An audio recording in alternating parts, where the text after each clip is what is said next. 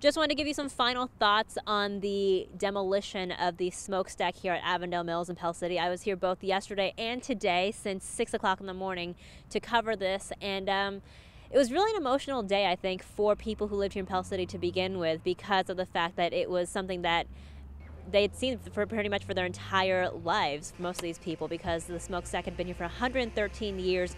So kids drove by it on the way to school, people drove by it on the way to work. It was definitely a big part of the Pell City neighborhood, a big part of the skyline.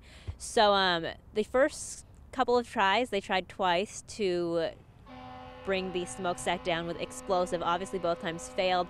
Kind of got a little anticlimactic, so the gentleman in charge of the project, Tim Pfeiffer, he took it upon himself to demolish the thing himself. So he got into this backhoe here that's still here on the scene, the Komatsu back there. He actually got into it and started chipping away at the bottom of the smokestack himself. And as a viewer, as a bystander, just talking to people around me from afar, I mean, he was really flirting with some danger there. You could tell as pieces started falling off towards the middle, started getting closer, and then when the entire thing just kind of came down completely, you could tell that he had panicked a little bit in the backhoe because he was slowly moving back, trying to just get out of the way, and somehow that building just fell on top of him. I mean, luckily, thankfully, he was okay. He just walked away with some scratches. When we talked to him, he just had soot all over his face.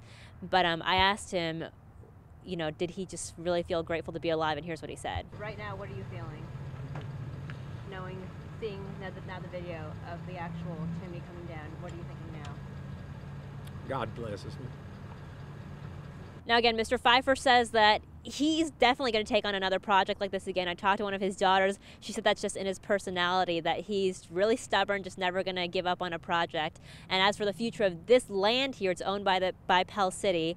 And I spoke to the mayor earlier, and he said that it's going to turn to green space. They definitely want to level it out first and turn it into something that can be used by the entire community. In Pell City, Melissa Kim, WIAT 42 News, coverage you can count on.